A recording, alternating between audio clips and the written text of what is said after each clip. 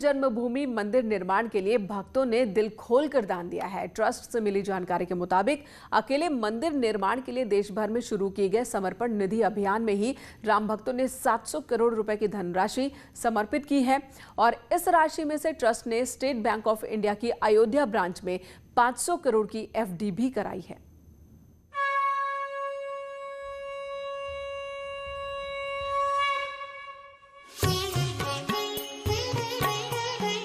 धर्म नगरी अयोध्या में भव्य राम मंदिर निर्माण का काम तेजी से चल रहा है। मंदिर निर्माण के लिए भक्तों ने दिल खोलकर दान भी किया है। ट्रस्ट से मिली जानकारी के मुताबिक अकेले मंदिर निर्माण के लिए देश भर में शुरू किए गए समर्पण निधि अभियान में ही राम भक्तों ने लगभग 700 करोड़ रुपए की धनराशि दान की है और इस भारी भरकम राशि में से ट्रस्ट ने स्टेट बैंक ऑफ इंडिया के अयोध्या ब्रांच में 500 करोड़ रुपए की एफडी भी करा दी है। देश भर में 15 जनवरी से 27 फरवरी 2021 तक राम जन्मभूमि मंदिर निर्माण के लिए निधि समर्पण अभियान चलाया गया था। खास बात यह है कि देश भर में कई स्थानों पर मुस्लिमों ने भी निधि समर्पण अभियान में भाग लिया था और दान किया था।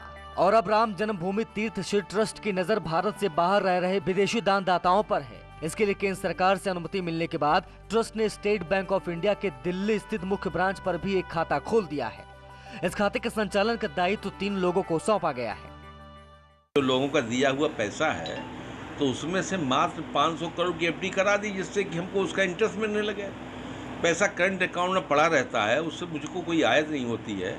तो एफडी तो 500 करोड़ कराई है। हमारे ट्रस्टियों को चाहिए कि और भी करा दें, जिससे हमारी ब्याज की आमदनी तो आए।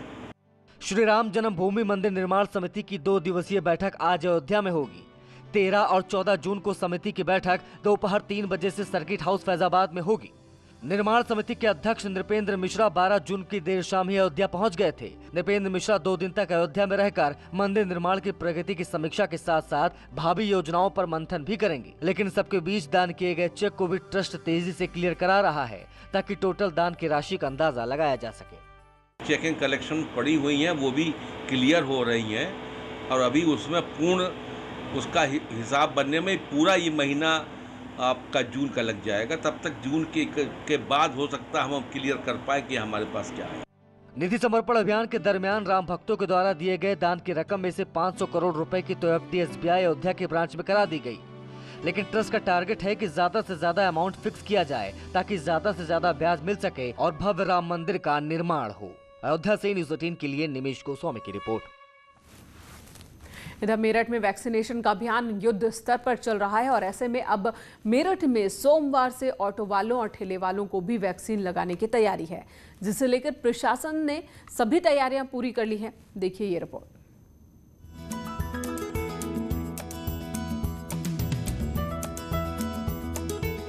वैक्सीनेशन को लेकर सरकार की मुहिम अब रंग लाती दिख रही है। इसी कड़ी को आगे बढ़ाते हुए मेरठ में ऑटो वालों और रेहड़ी पटरी दुकानदारों समेत सड़क पर ठेला लगाने वाले दुकानदारों के टीकाकरण कराने पर जोर दिया जा रहा है, जिसे सोमवार से लागू करने की योजना है, जिसके लिए मेरठ नगर निगम और आरटीओ ऑफिस में एक विशेष कैंप लगाया जाएगा।